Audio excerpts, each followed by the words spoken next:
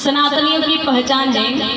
सबसे पहले तो मस्तक पर तिलक लगाना, बिंदी लगाना, गले में तुलसी का मोती माला हो, सिर पर शिखा हो, गले में जंदेव हो, धोती कुर्ता पहना हो।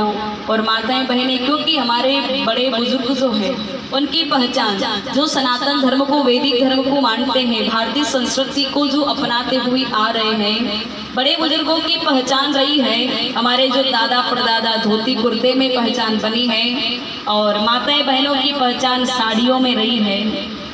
तो यदि हम सनातनी हैं, वैदिक धर्म को हमने अपनाया है, तो ये हमारे जीवन में हमें ये सब धारण करना बहुत जरूरी है। सबसे पहले तो आप घर से बाहर निकलो तो बिना तिलक के आपको निकलना नहीं, ये हमेशा जीवन में नित्य धारण करना है।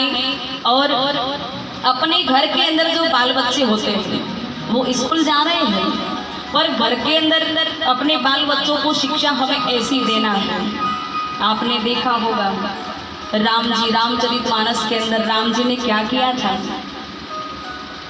रात काले उठ कर रघुनाथा, मात पिता गुरु नावहि माता, मात पिता गुरु नावहि माता।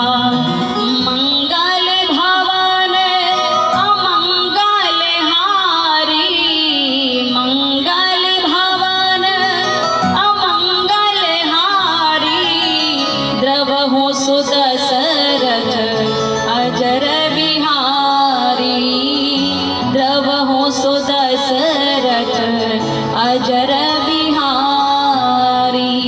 प्रातः काल उठकर रघुनाथ, यानी सबसे पहले उठ कर के बाल बच्चों को अपने घर के अंदर जो भी बड़े बुजुर्ग होते हैं, माता पिता होते हैं, उनको सबसे पहले प्रणाम करें, बड़ों का आदर करें, सम्मान करें। बड़ों के साथ में किस प्रकार से चर्चा करना चाहिए, वार्ता करना चाहिए, और छोटे जो भाई बहन होते हैं उनके साथ में किस प्रकार का बर्ताव, ये तौर तरीके हमें अपने बाल बच्चों को बताना पड़ेगा। स्कूल में जाते हैं, वहाँ पर उनको भविष्य के बारे में बताया जाता है, शिक्षा उस प्रकार की भविष्य के बारे में कैसे आपको कार्य करना है, वो शिक्षा तो स्कूल के अंदर दी जाती है, पर घर के अंदर की शिक्षा तो माता पिता से मिलती है।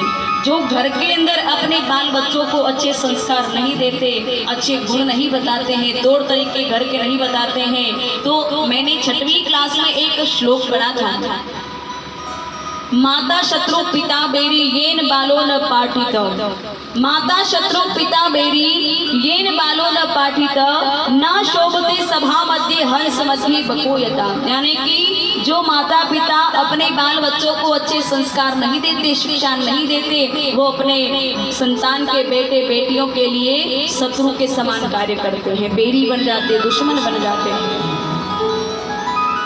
कोई बाहर का नहीं आएगा अपने बाल बच्चों को सुधारने के लिए, उन्हें अच्छी शिक्षा देने के लिए हमें बताना पड़ेगा। अगर आपने अपने बाल बच्चों को अच्छे संस्कार नहीं दिए तो जिस प्रकार से एक कौवा हंसों के बीच में शोभा नहीं पाता, ऐसे ही एक कुसंस्कारी व्यक्ति गुणी जनों के बीच में, विद्वत जनों के बीच में, जो पढ़े लिखे ज्ञानी होते हैं, उनके बीच में कभी शोभा नहीं पाता। इसलिए अपने बाल बच्चों को अच्छे संस्कार दीजिए, आप अच्छी शिक्षा दीजिए। अगर घर के अंदर हम अच्छी शिक्षा नहीं देंगे, पहले देखो स्कूल के अंदर ग से गणेश का पढ़ाया जाता था। क्या पढ़ाया जाता था? ग से गणेश का। तभी तो गणेश जैसे बाल बच्चे हुआ करते हैं, ऐसे हुआ करते थे, गणेश जैसे, श्रवण कुमार जैसे, राम जैसे, लक्ष्मण जैसे। पर अब तो ग से गणेश का नहीं, ग से गधे का पढ़ाया जाता है। क्या पढ़ाया जाता है? ग से गधे का। इंग्लिश में, अंग्रेजी मीडियम का जमाना है, अंग्रेजी शिक्षा दी जा रही है ना। अपनी हिंदी मातृभाषा बहुत कम और अंग्रेजी शब्द ज्यादा उपयोग में आते हैं। अंग्रेजी शिक्षा दे करके सब अंग्रेज बन गए, सब इंग्लिश में बात करते हैं। मातृभाषा तो हम भूलते जा रहे हैं। हमारी हिंदी मातृभाषा, सबसे पहले शब्द क्या आता है? अ से क्या होता है? अ से अज्ञान। जब बच्चा स्कूल में जाता है उसको कोई ज्ञान नहीं होता, कुछ भी ज्ञान नहीं, वो बच्चा बिल्कुल अज्ञानी है। पर जब वो पढ़ता है, पूरी शिक्षा जब पढ़ लेता है तो अंत में शब्द आता है ज्ञ से ज्ञानी, यानी उस बच्चे को जिसके अंदर कोई ज्ञान नहीं होता तो उसको भरपूर ज्ञान देकर के ज्ञानी बनाया जाता है। ऐसी अपनी मातृभाषा हिंदी रही है, भारतीय संस्कृति रही है। और अंग्रेजी शिक्षा क्या करती है वो भी ध्यान दीजिए आप। सबसे पहले शब्द क्या आता है, क्या आता है अंग्रेजी शब्द? ए मीन्स एप्पल। एप्पल ही होता है ना, क्या होता है? ऐसे एप्पल का ही होता है एप्पल, यानी सबसे पहले उस बच्चे को एप्पल, उस व्यक्ति को एप्पल खिलाया जाता है। और अंत में शब्द क्या आता है? आज जरा जोर से बोलो। जेमिस जेब्रा, जेब्रा यानी जानवर, जानवर ही होता है ना। तो सबसे पहले उस व्यक्ति को फल खिलाया जाता है और भी जानवर बना के जोड़ दिया जाता है। तभी तो बाल बच्चे आजकल देखो जानवरों जैसा बर्ताव कर रहे हैं, अपने पिता की कॉलर पकड़ लेते हैं। कलयुग ये आज उल्टी गंगा बहा रहा है, माता पिता के ठोकर बेटा लगा रहा है।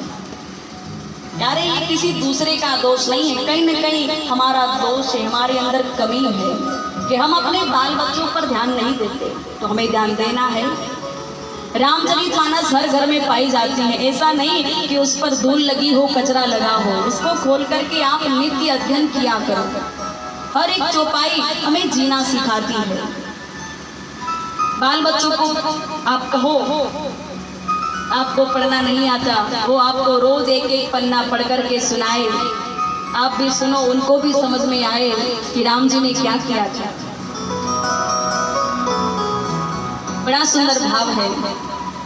नानी बैरो मायरो आओ, नानी बैरा मायरा में चाला। नरसिंह जी महाराज अब जोशी जी महाराज ने भोजन करायो और जोशी जी महाराज तो भोजन कर गया।